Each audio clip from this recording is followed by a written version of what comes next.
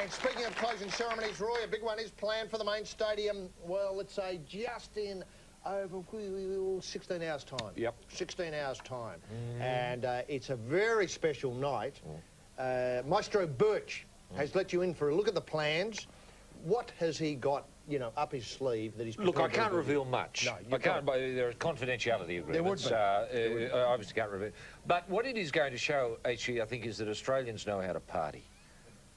This is going to be a real rip-snorting bloody party. Rootin' tootin'? Rootin', tootin', shootin' party. It's the sort of party that Jumpin' Jai could only dream of.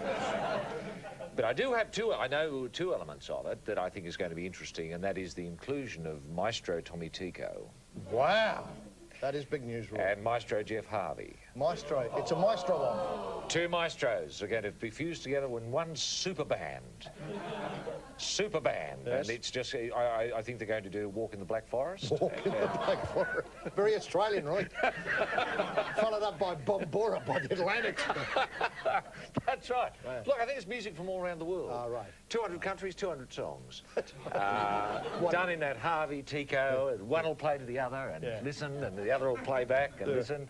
I think it might go for about 4¼ hours of just song to song to song to song. And then the bit I'm very interested in, and I hope you won't mind me revealing this, is after 4¼ hours of Maestro off, then the flame is rerun back down to the Parramatta River, which by this stage has been doused in petrol.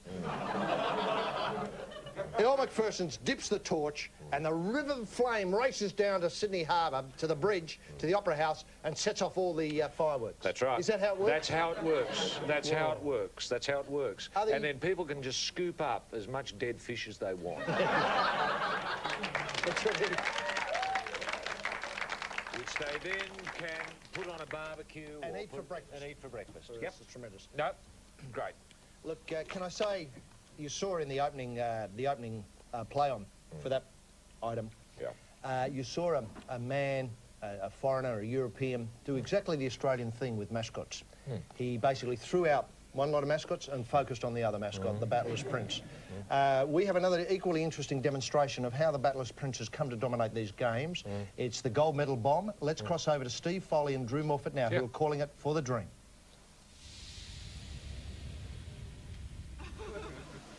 Here's Ollie up on high on the tower. Haven't seen much of Ollie during the games.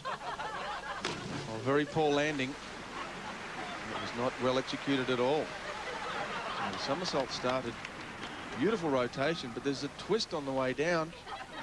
And flat on the back. You can see there the twist on the way down. No, very poor entry. Very little splash.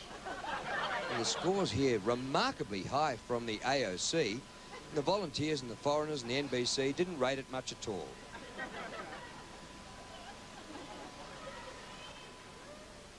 Here's Millie, looking confident, has been diving well.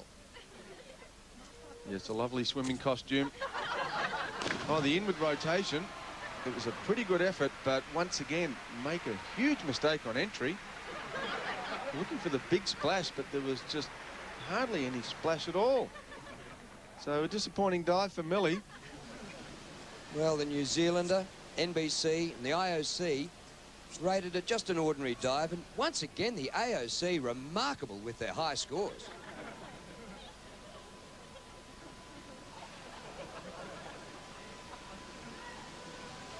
Dickhead. What a diver. And Dickhead about to give his best at the Olympics. Oh, incredible reverse rotation.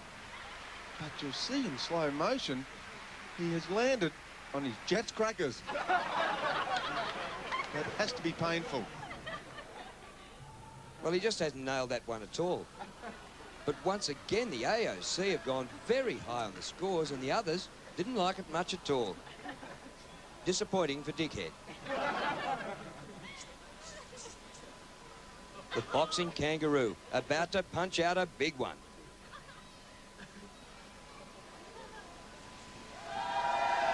What an incredible fast spin. But I cannot believe the errors on entry. Now remember, we're looking for a huge splash on entry. Quick rotation, but faltering as they hit the water. You can see they're very soft landing, just not good enough. Well, the IOC didn't like it much. Australia, volunteers, no good at all. The AOC again have gone big.